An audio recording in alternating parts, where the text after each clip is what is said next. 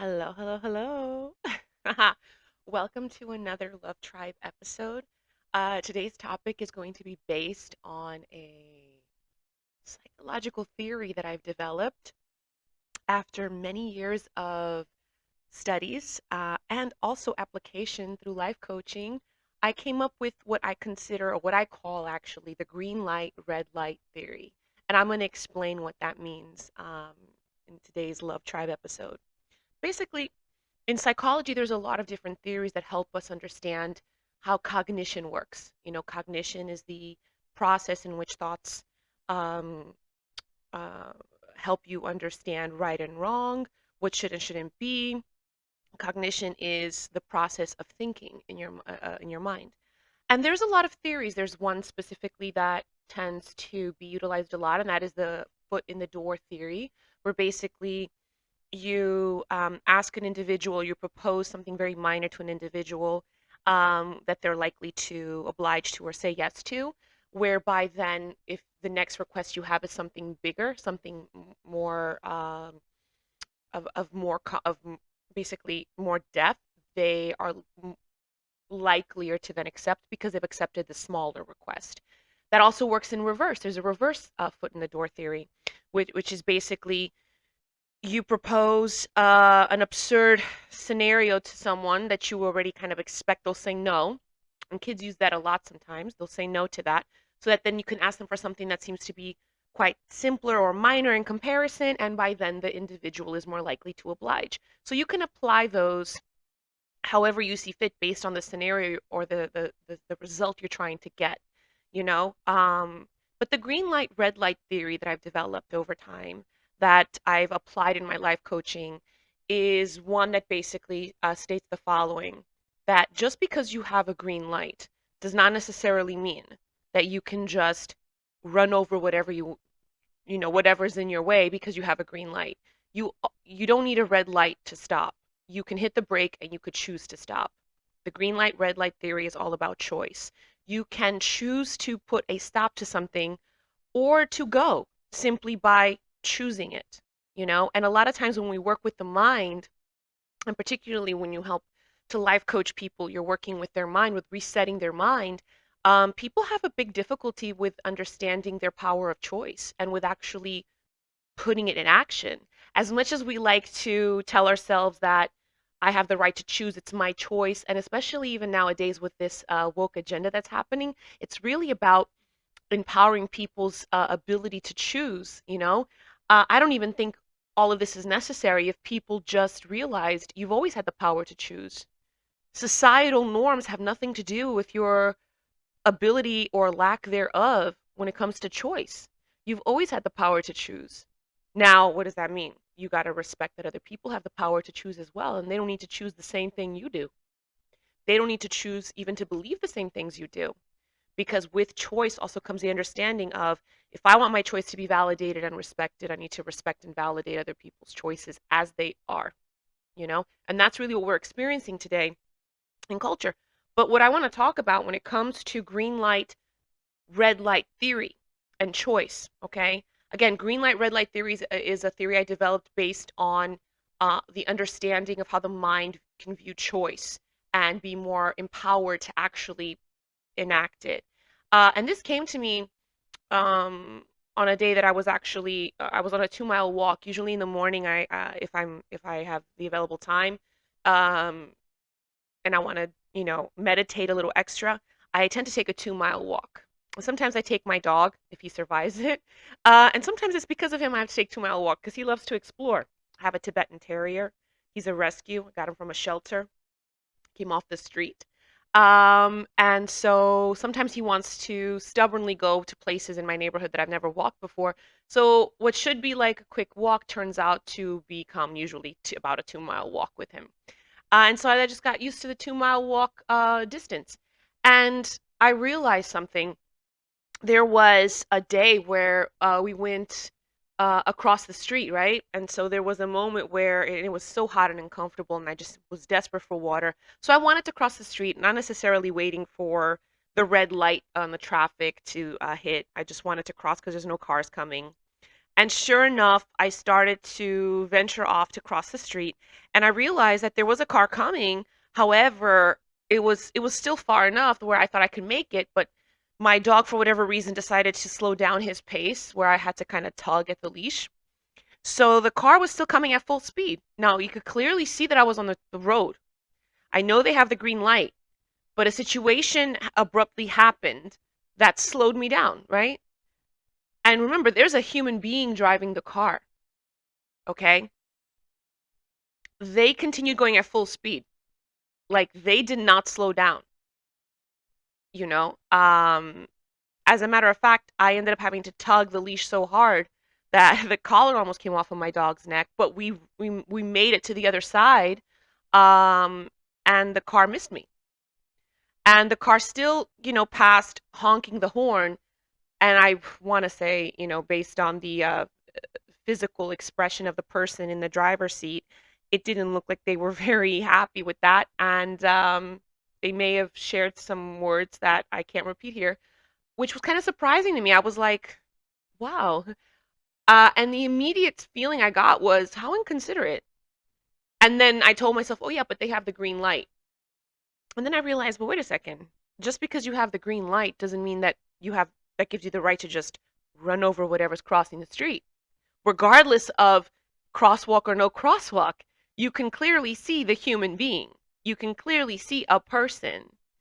So now the person doesn't is not a person because they're crossing the street and they're in your way and you have a green light. So you're a person. You're inconvenienced. That's all that matters. We're living in a society where people, because of the virtual world, are not even understanding just because you have the green light doesn't give you the right to just run over whatever because it's crossing the street and you have a green light. Do you know what I'm saying? Um, be considerate because that's a universal language. You can choose to hit the brake, slow down your car, or stop your car, let the person pass. Now, there's been some instances where I've had the same scenario happen, and there's people that actually hit the brake or slow down their car. Now, I don't advise crossing the street in those situations, but sometimes when you're desperate for water, or sometimes, how about the red light turns green too quickly and you're midway on a 4 to 6 lane road crossing and you don't make it while the light is red. It turns green while you're still walking through it. Again, the person driving can stop the car. In situations where you're making decisions and you come to a mental crossroads of what's right and what's wrong, of what you should and shouldn't do, you have the power to make the choice that is best. And the choice that is best is not always the one that's best for you, is what I'm trying to say. That's the other component of the green light, red light theory. You don't always make the choice that's better for you and your selfish needs and desires. Sometimes what's right is what's beneficial for the other individual. It doesn't mean you're putting yourself second. It just means you realize what's right and you have the power to make that choice for that. Sometimes you're the only one that has that power because the other person might not have that opportunity. It may be you who's in a position of authority and you have the power to make that choice. So why not do it? Why do people struggle with hitting the brake and coming to a stop when it comes to doing something that could be detrimental to somebody else? And I could tell you why that is. You know, the reason why that is sometimes is because of insecurities. The reason why that is because sometimes you haven't forgiven yourself. You haven't forgiven whoever's hurt you.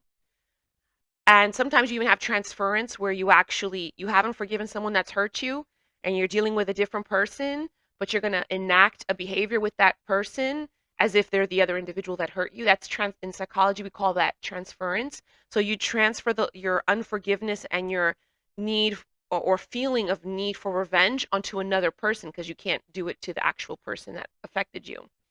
Um, so forgiveness is a big component as to why sometimes we don't hit the brake and choose for the better of another individual. We still choose for ourselves. Um, Another reason why we have a problem hitting the brake sometimes is simply because we only see our side of the story. We've lacked the ability to apply empathy, you know? And in my new book that I'm going to I'm going to publish soon. It's on emotional intelligence. I basically go in depth into empathy, how to nurture empathy, how to strengthen your ability to be empathetic while still being fair to yourself. So applying empathy doesn't mean that you just care about other people's feelings and you never do for you. No, empathy can also help you determine the right and wrong. Because if you can feel as if you're the other person, sometimes it actually helps you understand, the reasons why the other person is wrong. But when you can't put yourself in anyone's shoes, you're never going to be able to be for certain if your perspective is fully accurate or not. Your perspective is just one part of the many facets of the situation that's happening. People often say that there's two sides to a story or three sides to a story. I would say that there's facets. Just like on a diamond, there's different facets on a diamond that make it beautiful. And that no matter how light shines on it, there's always a different reflection off of that stone. The same thing goes for stories in life. There's different facets to it. For you to know if your facet was accurate, uh, sometimes knowing how other people feel, how you make other people feel is important. And then we got to also remember another reason why sometimes hitting the brake on making a decision that is best for another person, why that sometimes is difficult, is because we have always had to put ourselves first. We've never had scenario situation where we've interacted and put another person first. We've never yet experienced even the act of unconditional love. If you're not a parent, or you haven't had the experience of being a parent, then maybe unconditional love, is going to be a hard concept for you to understand. As much as we want to say that it's not, that you can have a pet and you can understand unconditional love, and pets do help you with that, it's not the same. Because if you're talking about emotion, you have to also keep in mind it is relative to who you are expressing it and sharing it with. So, in terms of unconditional love with human beings, is different from the unconditional love with your pet, you know? So, as much as people sometimes will say that they don't need to have children to understand unconditional love because they have a dog or they have a cat. It's not the same thing. It doesn't mean that it's not as valuable, but it's not the same thing. Psychologically, cognitively, it's not the same thing because there's shifts that happen, and I'll get to that at the end of this video because one of the components related to this theory that I'm going to talk about has a lot to do with the design and structure of your brain and in helping you understand, how to have romantic relationships. Who doesn't want a romantic relationship in their life? That tends to be the forefront of almost every single, oh, I'm sorry, of almost every single life coaching job I've ever had, been contracted for. Romantic relationships were always a piece of the pie for that person. It was actually the motivation for them to get life coaching because they had numerous experiences of just sucking at relationships. And I'll discuss that at the end. So, right now, the green light, red light theory, and I've shared this with some friends of mine even to help them understand that, listen, just because, this is what's happening doesn't mean that you just speed straight through it because you have a green light. Consider what's in front of you. You might need to slow down or hit the brakes because of something else or because of someone else. And why not do that? Why is consideration so difficult for people if even animals help to save each other sometimes in situations of emergency and they're animals, they're not rational? Why are humans having a hard time with that? And that has a lot to do with how we use our technology. So that's going to segue me into the very first green light, red light theory application that I want to do here is with the OnlyFans app, OnlyFans website or platform, right? I'm going to get because I had to actually look this up. I wanted to confirm to myself what I already knew to be true when this first happened. OnlyFans.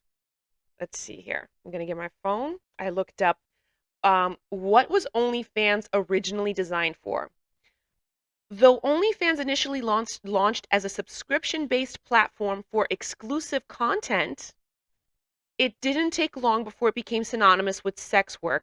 As previously mentioned, many people who worked in the adult entertainment industry took the platform as a way to make money amid the coronavirus lockdowns. Okay, so OnlyFans. Now it got this reputation for adult content, and there's a lot of hype and a lot of talk on different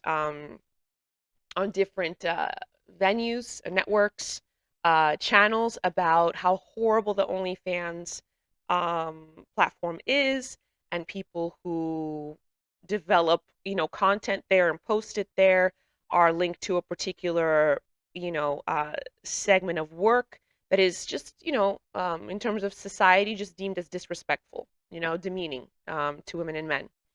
Um, Green light, red light theory here, guys. You can still choose how to use the platform. Just because everyone else is using it for that particular method, for that particular style, doesn't mean that that's the only way it can be used. It also doesn't mean that you should enter it with that mentality. That's not what it was created for. It was created for the sharing of exclusive content in a subscription-based method. Exclusive content is considered to be what? Exclusive content is, like what a celebrity does on the day-to-day life. For instance, like that's actually why Instagram created that OnlyFans, was so that celebrities could charge when they were not able to do concerts and stuff during coronavirus, particularly, they could charge for content that was posted there by those individuals. Or if you are a person like an influencer and you have a high following, you can put exclusive content there, like, you know, a video of you shopping, where you go shopping, maybe a, a snippet of you having a conversation with friends on a specific topic, and that's exclusive because you wouldn't post that on your Instagram. Um, Maybe another way of podcasting that's more short based. You know, I don't understand why people now think that a platform that's online can only be used for one particular means. You're allowing culture, again, to determine how you decide to see something, that you can choose how to use it. You know, I'm going to share this story during the coronavirus, and then a little bit after, for about 2 years, about until the end of 2022. I was invited by Instagram basically to start posting reels. They wanted to like up their population of people using reels on their platform. I was invited to post content for payment. Okay.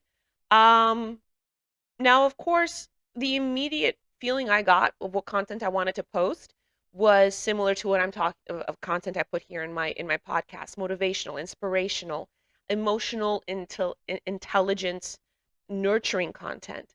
And that's exactly what I did. Even while I was traveling, seeing family, I was posting snippets of life coaching pieces to kind of just assist people, Um, Snippets that would help people maybe reevaluate their self-worth, reevaluate their mindset. I still got payment, probably not as much as if I posted some other more exclusive, sensitive content. But again, green light, red light theory. I hit the brakes on what I was going to use that access for, and I used it for something that is socially, mentally, psychologically, and emotionally valuable, as opposed to using it for something that, quite honestly, only has a momentary immediate gratification value, and is also, very demeaning to you physically. Because if you value yourself, if you have any particular value of self in terms of, you know, how worthy you are. You want to feel worthy, but well, then you are exclusive. The content that makes up the intimate parts of your life and the intimate experiences of your life is exclusive, and honestly, it should be kept private. Why? Because you value yourself. I mean, think about it. Where do you find content on Maseratis, on Lamborghinis, on Bugattis? Like, do you see commercials for those cars regularly? Even if there's subscription based things to like cars and designer cars, do you find subscription based designer car uh, content platforms that have those cars there that are easy to find, that have different versions of those cars there. Maybe they just have one particular version of a Lamborghini. They don't have the different models or the different designs. Why do I say, compare cars or bring up cars? Because people got to start thinking of themselves that way. Like, you got to stop utilizing your body as a means to generate an income. You know why? Because every time that you are doing that, even though you probably are giving yourself a really nice life and making a tons of money. True. But you're attaching a value to your physical existence. And when you attach a number value to your physical existence and you start to get that number feedback, and you love what money buys you and it seems to make you happy, the problem with that is that mentally you're attaching a number. So your frontal lobe is registering that, and it's giving a feedback to your mind that that's what your value represents. So the moment that you don't make that anymore, the moment that that stops, you don't feel worthy.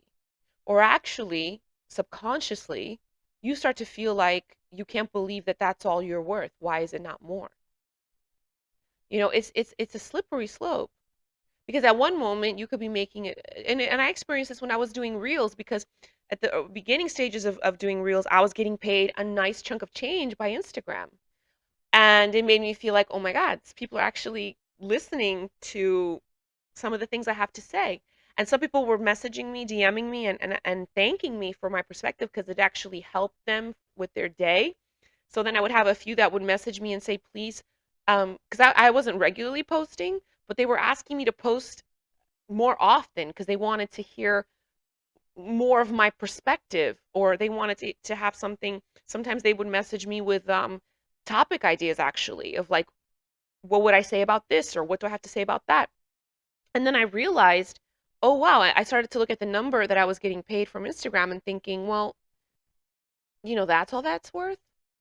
I started to feel like, why is it not worth more? So at the beginning stages, it started with like a slight payment, then it got into like a nice chunk of change payment, where it was like, almost like part-time work. I didn't have to, 90 seconds was making it as much money as if I worked an entire week in a part-time job, for instance. And so that to me was nice, because all I was doing was doing something for 90 seconds and posting it. So then I said, okay, I'll do it twice or three times a week. So then I was doing that. So 90 seconds times three times a week.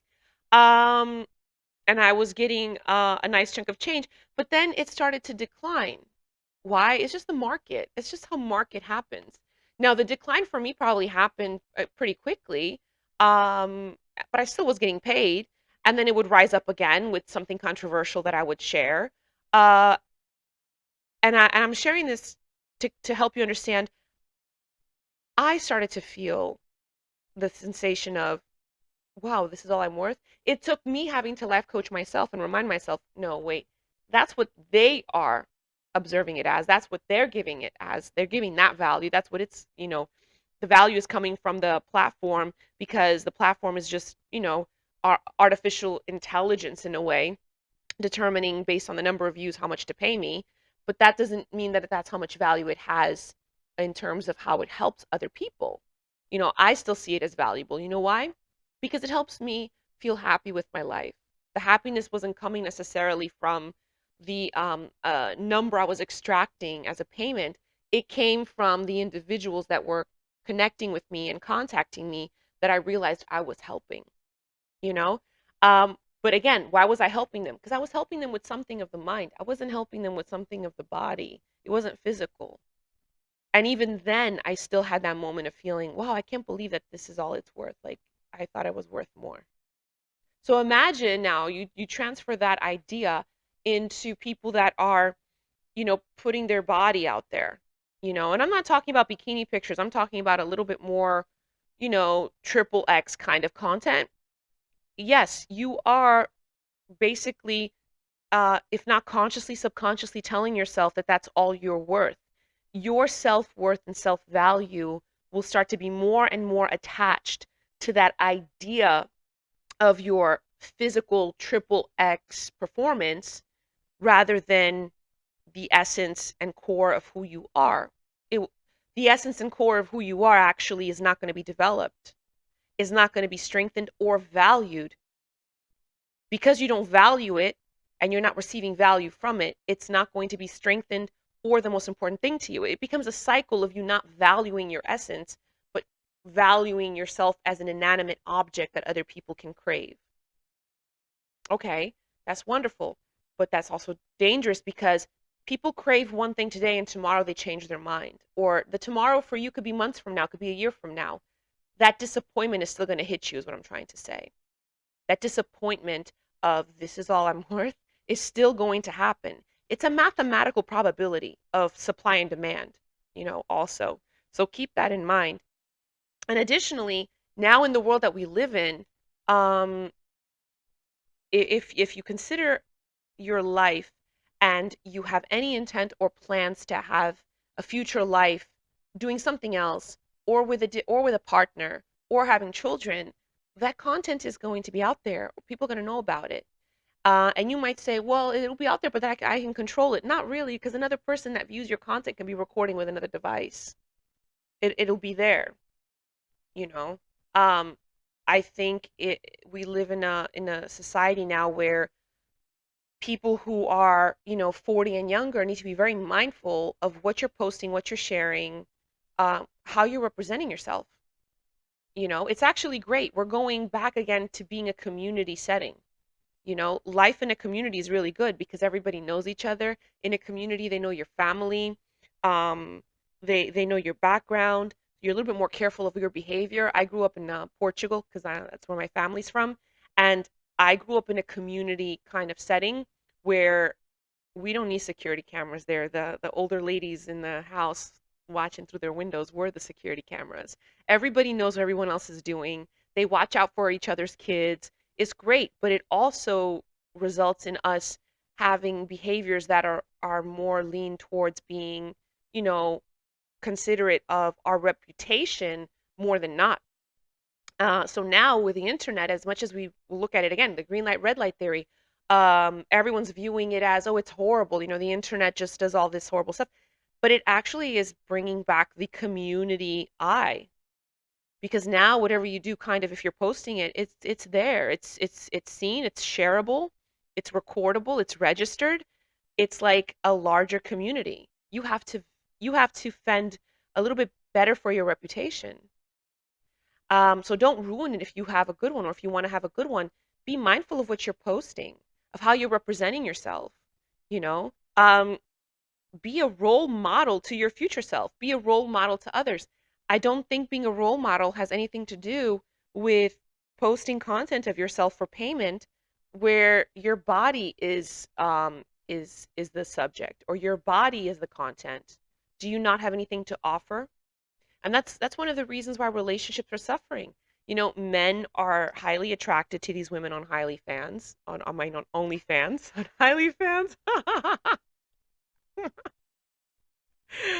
So men are very attracted to these women on OnlyFans. Um, they have this idea of what women should look like. Women, by in turn, they are kind of briefly checking out what's on OnlyFans, or noticing that the content that's there is related to women that are a specific way. And if you notice when you go around, there's something that I like to observe when I go to a nightclub or I go to a lounge bar or even to a restaurant.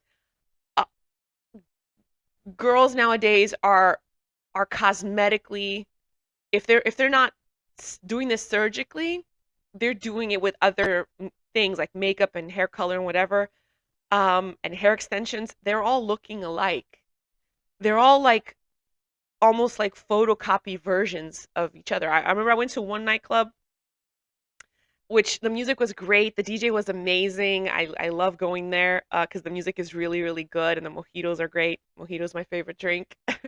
And all of the girls had long black hair, straight, long, straight black hair. They all had, if not natural, inflated, you know, booties, butt cheeks.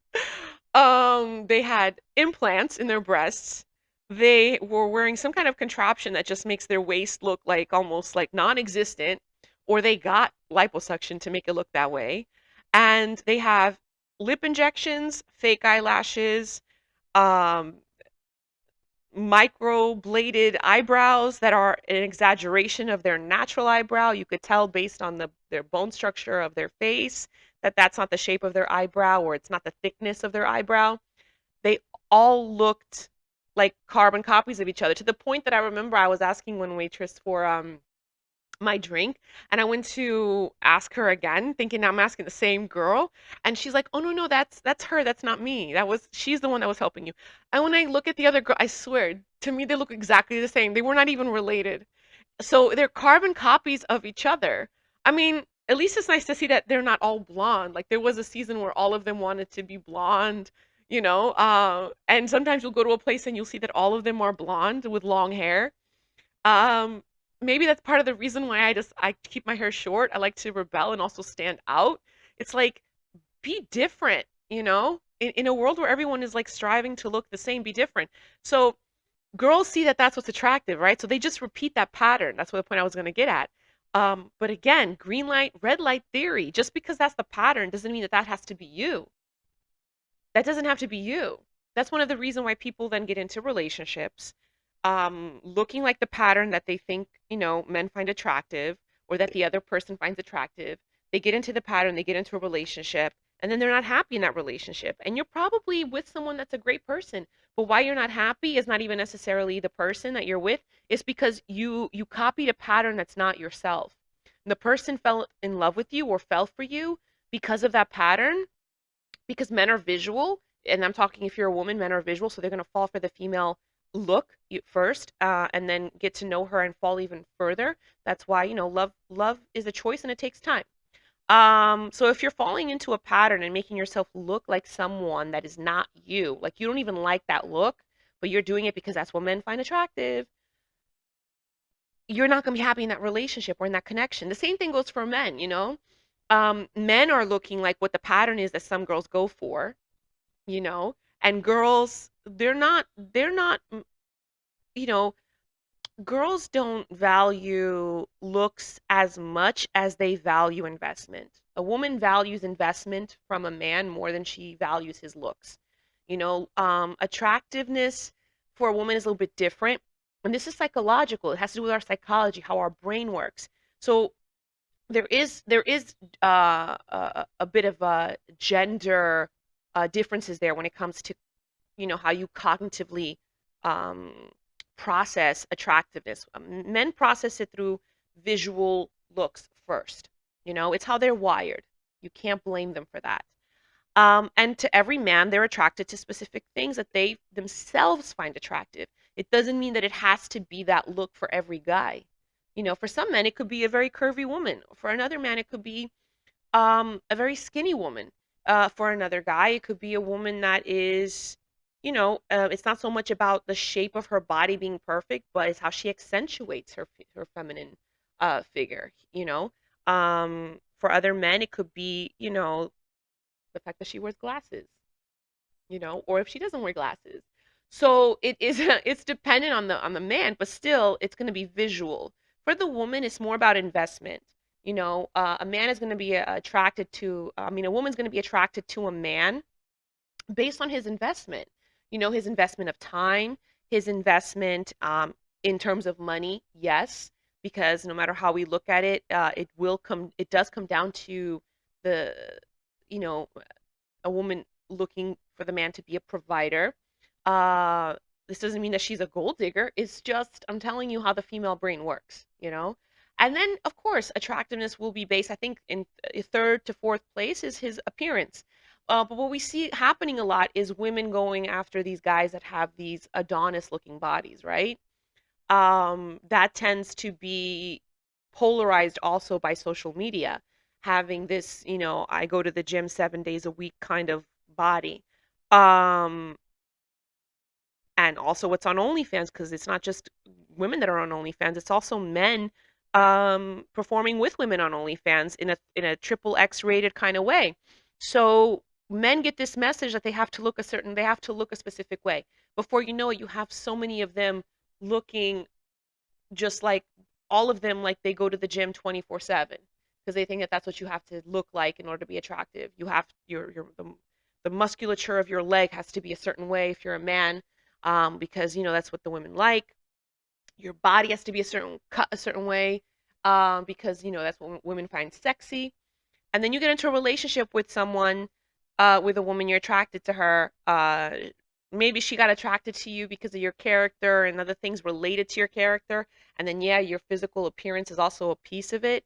And then you're in a relationship with her and you're not even really fully happy being a person, in that relationship. And you think it's because of the person you're with, when the reality might be maybe it's because you adhere to an idea of an image you had to have to attract a relationship. And that's why you're not happy.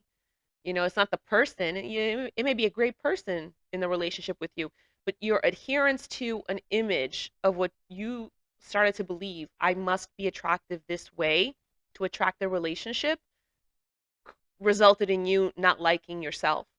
But that you've transferred that idea onto the other person's not making me happy. I shouldn't be with them. Do you see how this causes a problem?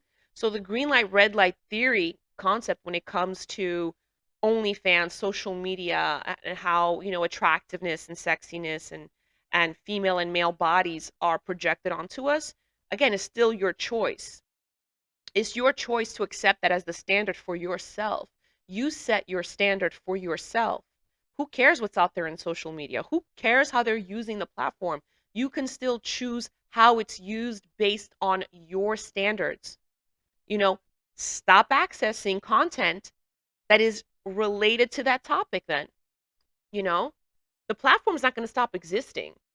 It's ridiculous to think that a platform that's making billions of dollars now, as it is, whether the content is triple X or not, that all of a sudden it's just going to shut down because a bunch of people think it's moralistically wrong. I don't think the platform's going to stop existing. We don't need the platforms to stop existing. People just need to recognize you have the power of choice. Just choose different content. Go on your social media app. Let me actually check here.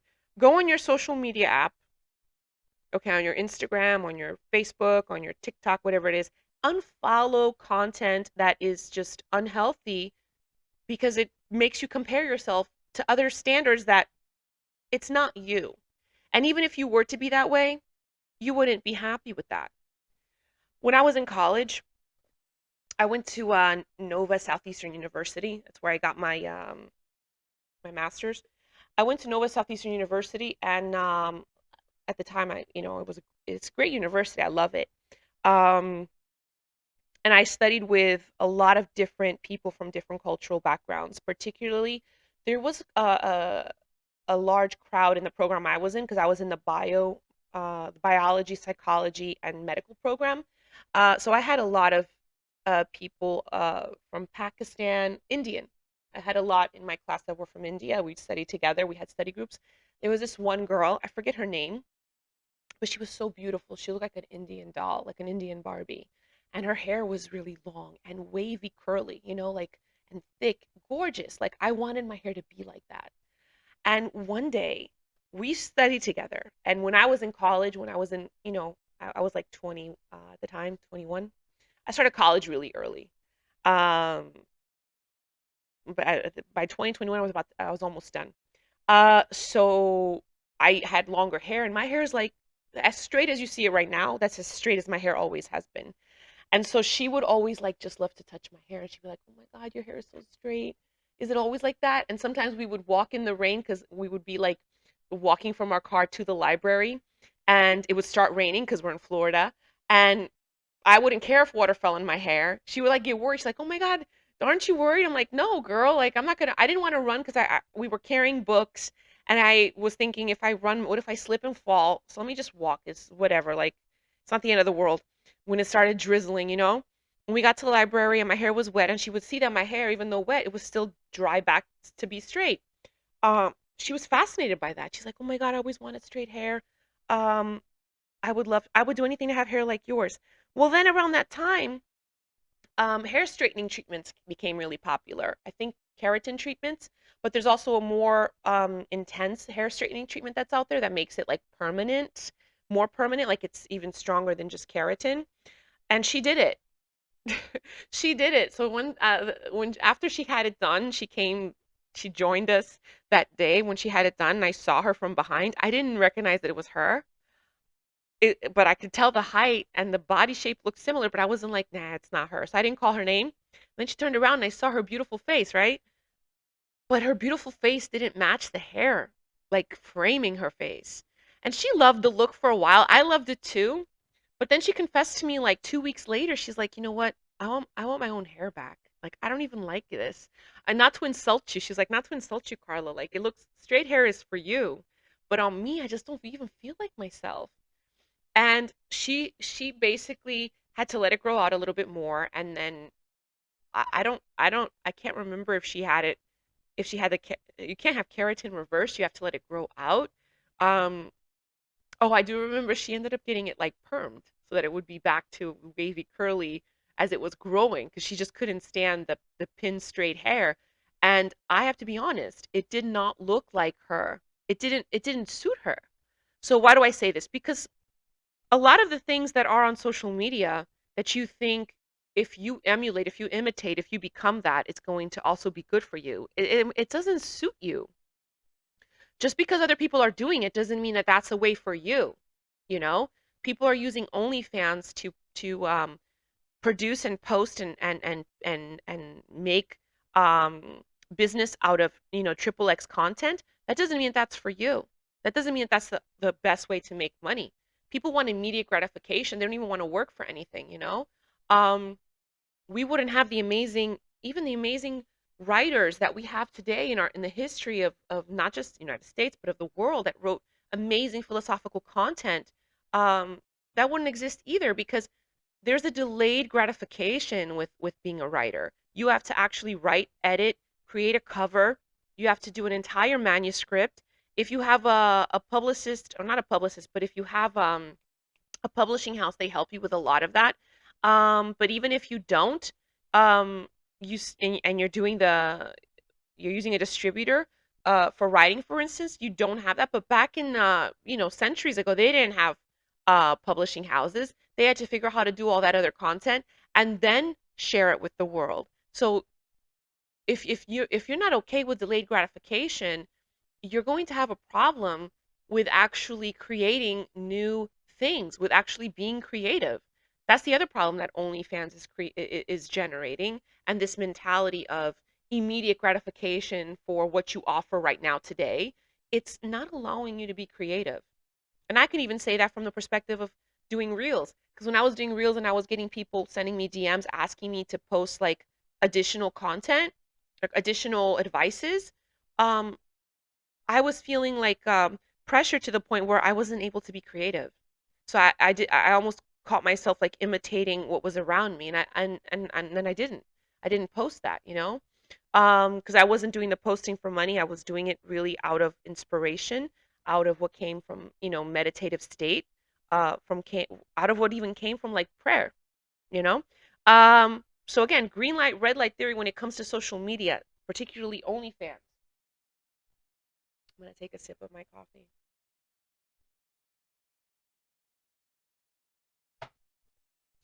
You still determine how that social media platform should work for you. You set the standard, not culture. Just because culture is making it seem like this is a trend, that does not mean you have to follow along with it. My grandfather used to have an amazing saying, and he would say this to my mom, and sometimes he would say it to me too.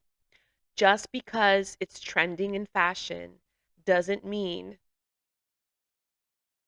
you have to wear it. You wear what you feel makes you look good, and that's what will make you look unique. And you know what? He was right. He was right.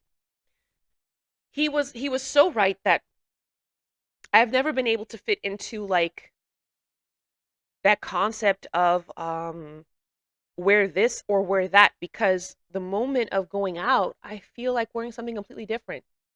So I struggled when I try to coordinate with girlfriends what to wear because I could tell you today I want to wear a black dress with a pink high heel and a turquoise handbag, let's say, right?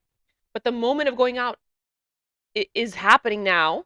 And all of a sudden, I'm like, I don't want a pink high heel. Actually, I want to wear a denim pant with a crop top, and I want to wear, uh, a yellow high heel boot, and I don't want to wear that purse. I actually want to wear, I don't know, a navy blue handbag. So I appear to the event completely different than what I said I was going to wear. Why? Because again, I always remember what my grandfather told me, regardless of what's trending in fashion, wear what you feel looks good on you, and you will always be unique, and you will always stand out because you're being yourself. And so that advice just, even after all these years, still is in my mind. And I think everyone should live by that. Now, some people might take that and say, well, then, that's what I'm doing. And that's why I'm doing this on OnlyFans, or that's why I'm doing this on Instagram, or that's why I'm doing this on TikTok. And if you're doing something that everybody else is doing, you're not being unique. Being unique is doing something that no one else around you is doing, or doing it in a completely different way, in a completely different way. Just because Instagram invited me to post reels with specific content, because they did specify what kind of content they wanted me to post, that's not the content I was posting. I was posting the content that I felt would work best for the audience that I have and for the lifestyle that I live. And the lifestyle that I want to live is a lifestyle where I am mentally at peace on a daily basis, and also confident with myself, and also feeling valuable with myself. So I still got paid anyway, probably less than what I would have, but nothing substitutes the value of peace that you have in your mind. And that's something that as you get older, you start to learn. When you're younger, you don't understand that because you think you're immortal. Hormonally, you're led to have, that thought process, that cognitive, way of being. But as you acquire more experiences, experiences then give you wisdom. You start to understand that actually peace is worth more than material gain, you know? So, green light, red light with OnlyFans, again, it's up to you and your standards. Now I'm going to go to another topic, which is also something that tends to, like, because of technology and our access to things, to information. um, this is something that I think is affecting everybody no matter what age group they're in. And that is what people are now calling FOMO, fear of missing out. Fear of missing out on events, fear of missing out on a person, fear of missing out on a better life. People are just having a fear of missing out, right? Well, how does the green light, red light theory apply to FOMO? Well, it goes back to you having the standard. You set the standard of, you know, what it is that you want to participate and not participate in. It also goes back to you taking ownership of, you know, what you see and don't see. The great thing about technology is that it's made a lot of things, a lot of things on different platforms have become now on demand. It involves you clicking it in order to see it. It involves you subscribing to it, so you got to click it in order to make that interaction happen. It involves you going to the app physically yourself, like actually going to the device and in order to have that visual.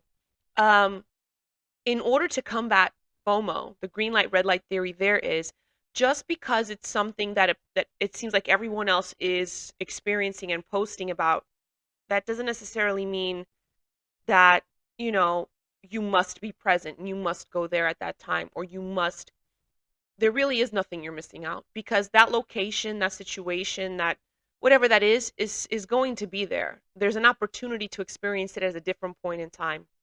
As a matter of fact, I'll share with you. Uh, there was an event that I was invited to go to, and I had tickets. I had tickets back when I used to work the event circuit. People used to hire me to go to events for them and get information or make the connection. Business owners actually used to pay for me to go as their representative, and get information from people at the event to then bring back to them. And still to this day, I think that's still a business you could do.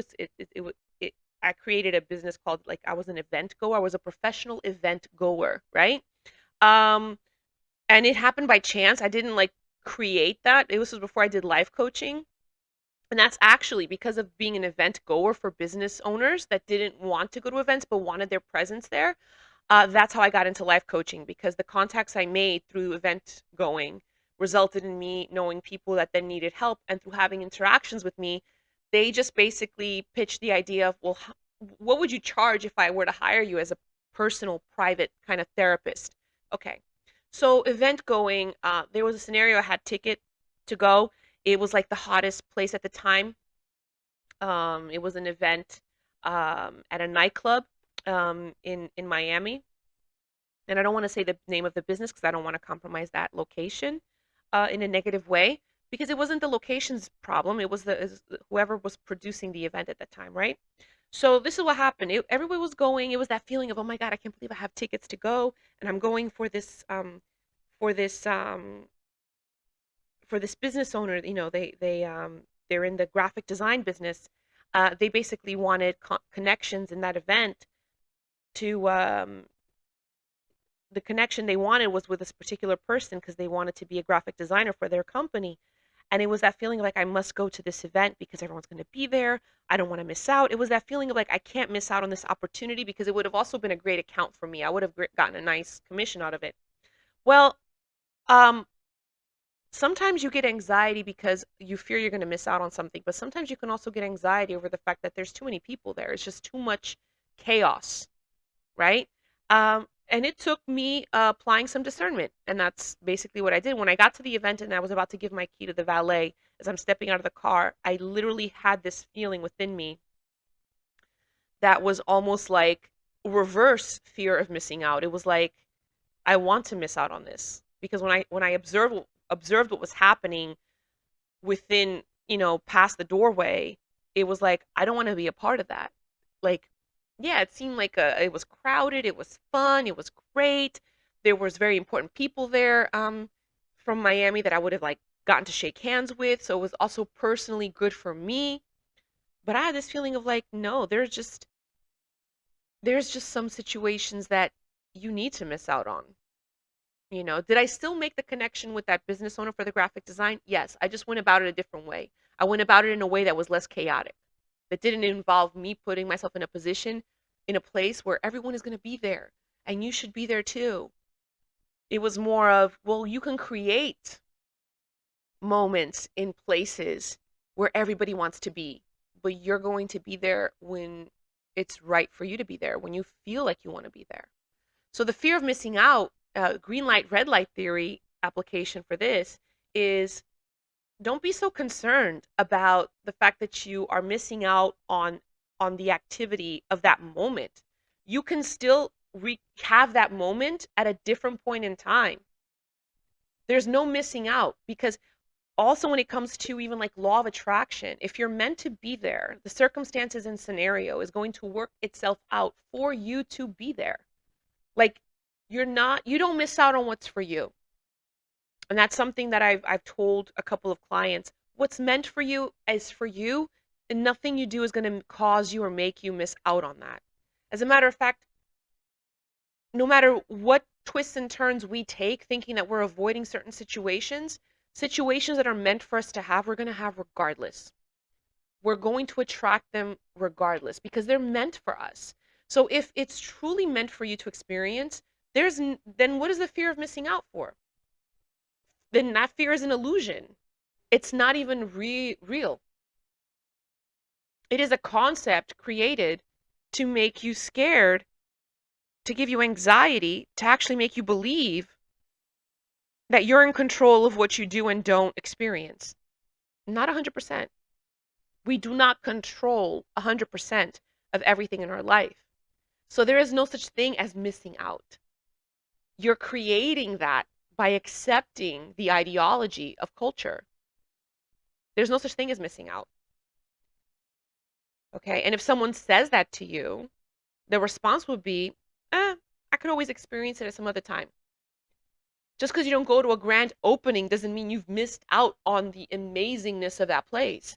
Go to that place some other night. As a matter of fact, sometimes going at a different time, a different day, results in you having a better experience than if you go at a time where supposedly, everyone's going to be there and you should also experience it. That's another thing. You're thinking that you should experience something at a particular point in time, but that's like the worst time to go. Like the service is the worst, the attention is the worst. The drinks aren't even that great because people are so busy, they're not even noticing what they're doing. The attention to detail is less because of the chaos. So go at a time where it's less chaotic, okay?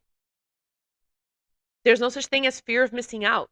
What's meant for you is going to be for you regardless. Just because you hit the brake and say, you know what, I'm not going to go, even if you have tickets for something, sometimes pay it forward, give the ticket to somebody else. If you have that internal feeling that you don't want to be there, because sometimes you think you have anxiety because you're going to miss out on something, but then if you're about to get the opportunity to experience it, you get anxiety when you're arriving, that's a clear sign that you shouldn't be there. And you know the difference between anxiety and excitement. Anxiety makes you feel like you want to get away. Excitement makes you feel like you want to go full force and experience it. Like that's the difference. Even though physically it makes you have the same reactions, but internally you can tell the difference. So the feeling I got the night that I had the VIP ticket to go and meet some very affluent people in Miami, I had the feeling in my body with physical reaction of like, yeah, I'm gonna get out of the car. I look amazing, and my body is excited. But mentally, internally, I was clearly identifying that I want to go home. I'd rather sit at home with a glass of wine and catch these people later, catch these people a different time. I don't need to catch them today because it's an opening at this event and it's exciting and everyone's going to be there. I don't want to be there. So you could tell the difference. What's meant for you is for you. You don't need, there's no such thing as a missing out. You can't miss out on what's for you. If you're missing out on it, you're not supposed to be there. You weren't supposed to have that experience anyway. Okay? So the green light, red light theory, again, is still your standard of what you do and don't experience. So don't fear that you're missing out. Fear that you are shifting and altering your standard of what you want and don't want to experience. I'd be more worried about that. Don't shift that because of what culture is telling you to do. Um, Now I'm going to go into green light, red light theory when it comes to law and contracts. This one is a kicker for me because a lot of people will take each other to court. Will go through a whole entire court process to have a document that says what they can and cannot do in relationship to each other because one of the two or both of them need to have some kind of written guidelines on paper so that if one breaks the guideline to the other, they could sue each other. It's so ridiculous. I don't think people realize that even with court orders, which I highly respect and I revere, and I have a huge admiration for lawyers and judges. Their job is really hard, because they have to have so much attention to detail. But they have to take sometimes lawyers especially, they have to take petty positions. What does that mean? Their attention to detail results in meticulous outlining of situations sometimes that are basically just detrimental to a person's mental health because it makes you think that you don't have the power of choice when you still do. What does that mean? Just because a court order exists doesn't mean that you can't overlook things with another person in an argument, disagreement, or a scenario where, something is breached. And you know that it's not breached because of evil or malicious intent. It's just breached because something happened at that moment that resulted in that. That person didn't even mean to do that. It's like when you're waiting in a line and the person in front of you steps on your foot. Are you going to sue that person because they stepped on your foot? They should know that you're standing behind them.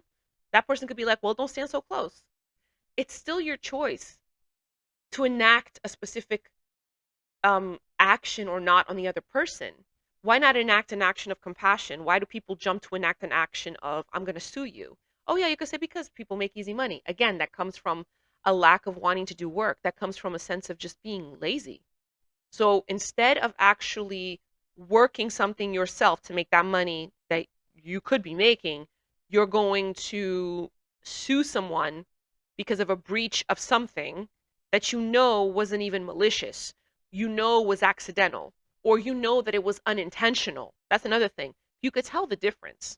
And if you can stand there and tell yourself you can't tell the difference, you're lying to yourself because you can tell the difference. And even if you can't tell the difference, you still have the choice to enact compassion with the other person. That's a universal language. Why are we going to rely on black and white on a paper to determine what we should be doing? You're again saying you're allowing culture to tell you what is okay and not okay for you. And yeah, we should abide by the law. I'm not saying you shouldn't. But what I'm also saying is you can still choose how you proceed with another individual. Proceed with compassion is always a choice. Sometimes it's not enough. And then, yes, you got to take an extra step, but at least give it a shot. You know why? Because down the line, you may be the person that relies on that compassion being given to you. And if all you do is give out behaviors of enacting actions of, a lawsuit, of enacting an action of, paying a fee back at you because of something that was breached, well, then you are attracting that to yourself. You're attracting that same thing to yourself. Then you got to be careful with your moves. You got to watch out for how you conduct yourself with people, because then they will quickly do that to you. And you may think this hasn't happened yet. It doesn't mean it will never happen ever. Because in life, you don't get who you are.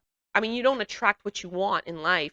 You actually attract who you are. So if you're a person that goes around looking at the black and white of what's on paper, and if it's breached or broken or they don't follow it, well, then I'm going to, act accordingly.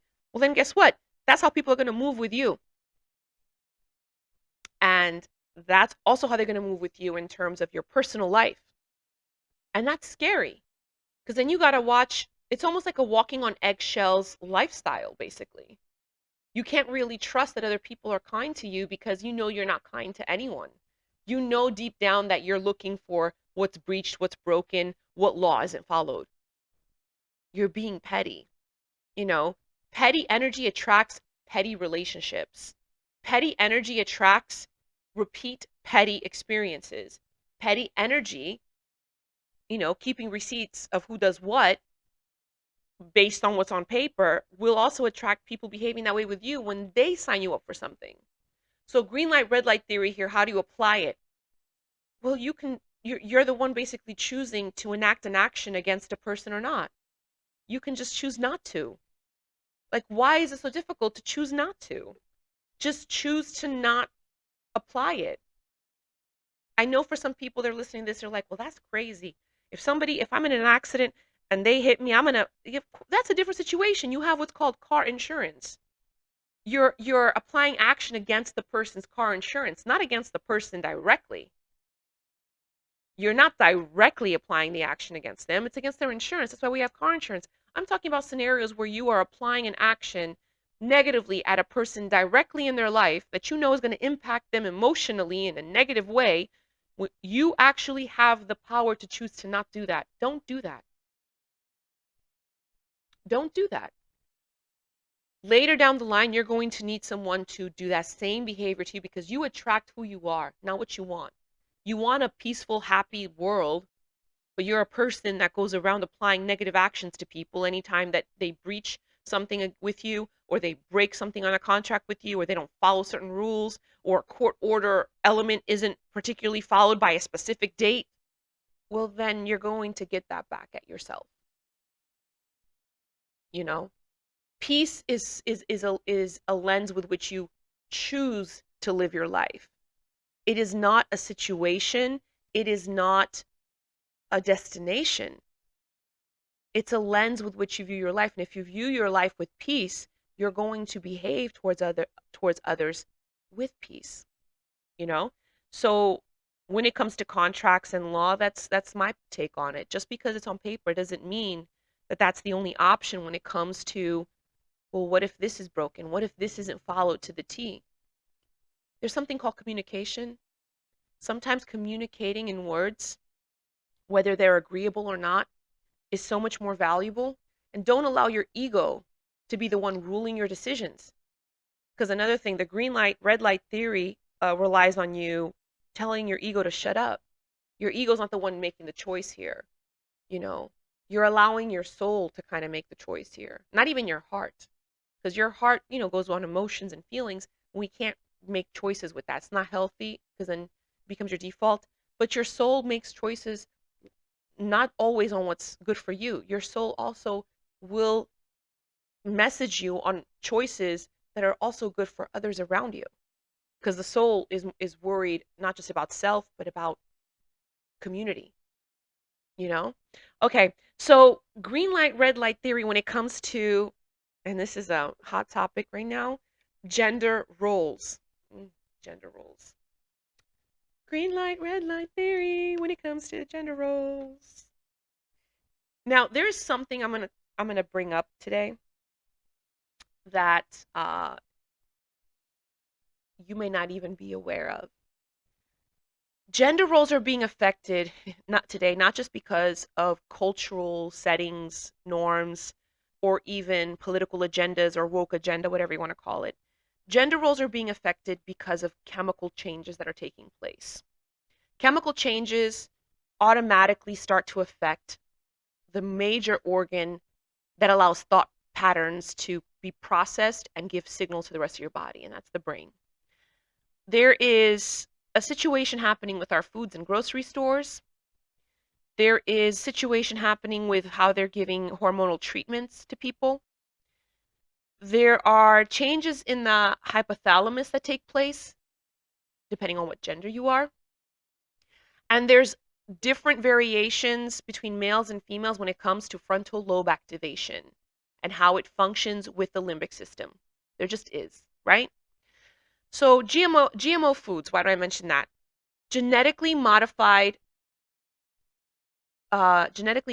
foods, okay? Originated foods. They are genetically modifying the chemistry of many different food groups, particularly, what you get at the grocery store in terms of vegetables. Those are being modified how they're grown. And they're not just modifying how the plant grows to grow the vegetable or the fruit. They're chemically modifying the vitamins in said fruit and vegetables to basically activate more or less specific type of hormones. That could be the reason why gender roles have started to become, when it comes to mental processes, we see a difference. We're finding a culture where women are having, or not having, but women are starting to think that men and women are the same. We're also finding a culture where men are having difficulty taking initiative, being providers, being protectors, and actually enjoying and feeling proud of that as their role and being fathers. A culture that basically is telling women that you have to, being independent and not relying on anyone is the way to go. But then also at the same time, you have a difficulty finding someone to want to provide and protect you because they don't see a need to do that because they see you being independent. And we may point the finger at, everything else and not notice what's right under our noses. So there is a genetically modified food situation happening in this country. And I urge you, when you do go and shop for food, don't buy things that have the GMO sign on it. Symbol, look for it. Get a informed, and do not buy foods with that because in a lab they are modifying how certain vitamins are basically infused into these foods that you then ingest, and then they alter the chemistry of how your body processes certain amino acids, which results and affect the chemical setup of your hormonal balance. There's 50 hormones that the human body has. Women and men have the same type of 50 hormones. We just have different amounts of them. Women have more testosterone, women have more estrogen and progesterone, but we all have the same types of hormones. There's 50 of them. Both genders have them. They just have different percentages of each one. And that's why men are more logical and less emotional, because testosterone makes you more logical. It also makes you want to protect and save the world and, fight for what's right. That's what testosterone does. Makes you want to take initiative, makes you want to compete and be first. Estrogen and progesterone in women makes them emotional, makes them want to nurture, makes them want to care, strengthens their ability to have empathy, and makes them a more compassionate being simply because of that's what the hormone activates.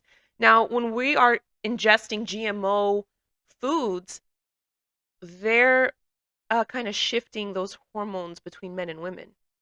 And that shift is causing cognitive dissonance between men and women, even with young kids. And the cognitive dissonance creates a confusion with you recognizing your identity because you rely on your hormones to kind of in mentally activate what identifies you, you know? So that's one thing. Um, Hormonal differences, they're going to exist. If you're born biologically male or biologically female, they're going to exist. There's nothing you can't escape it, you know? Um, Now how does this apply, or what does it have to do with a green light, red light theory? How do you apply this theory with gender roles?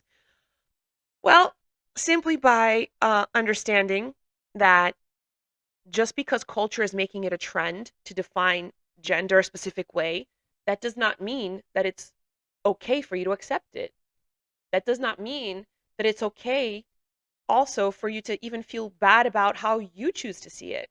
We have to be understanding that just because, again, it's the whole concept, just because the light is green and everybody is, driving through the street, and if there's someone crossing or something crossing that's a living being, you can still hit the brakes and save their life.